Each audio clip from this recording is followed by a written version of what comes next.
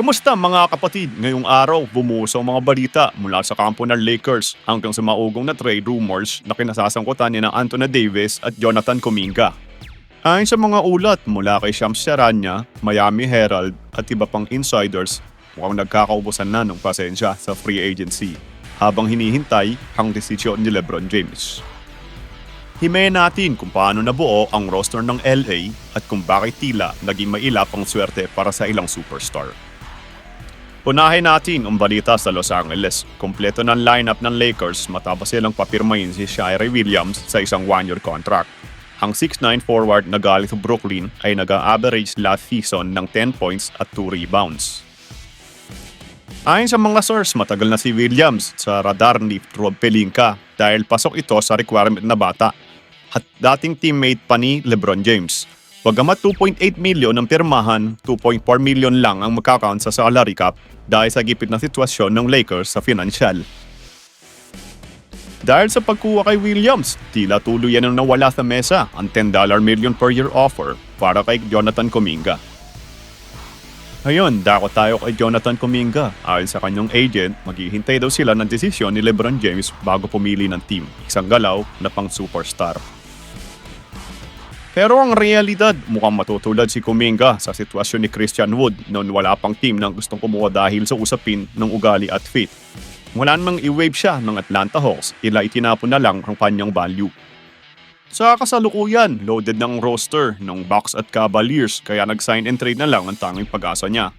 Mahihirapan si Kuminga na makuha ang hinahangad niyang $25 million dahil marami pang big name free agents gaya ni DeRozan at Harden na mas prioridad ng mga teams.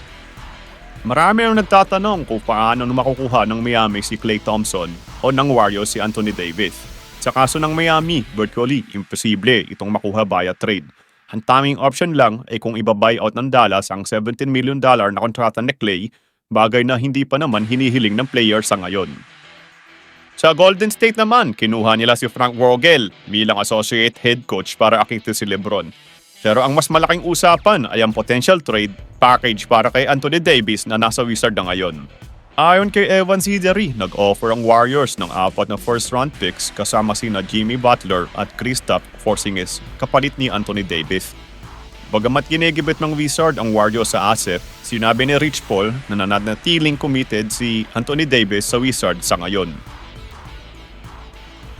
Dahil nasa waiting game pa rin ang buong liga sa desisyon ni LeBron James, asahan na mas marami pang galawan bago matapos ang moratorium period. Sa Dallas, inaasahan makakabalik na si Kyrie Irving sa simula ng season kasama ang bagong coach nila mula Michigan at ang rookie na si Flagg. Para naman sa Miami, kung hindi nila makuha si Klay, nakatutok sila kina Bradley Beal at Russell Westbrook bilang fallback option. Ang malaking tanong, mapapapirma ba ng Warriors si LeBron kung makuha nila si Anthony Davis? O mauuwi lang sa wala ang kanilang isinakripisyong asset? Sa kabuuan, isa itong pinakamagulong off-season pagdating sa player value at contract expectation. Nakita natin na ang financial flexibility ay mas mahalaga ngayon kaysa sa pangalan ng player. Ano ang sa tingin ninyo? Sulit ba ang pagkuha ng Lakers kay Kyrie Williams kapalit ng slot ni Kuminga? Tama ba ang Warriors na ibigay ang lahat para kay Anthony Davis? Comment ang inyong analysis sa ibaba. Kung gusto ninyo ng mabilis at marino na NBA updates, huwag kalimutang mag-like at mag-subscribe. Hanggang sa susunod.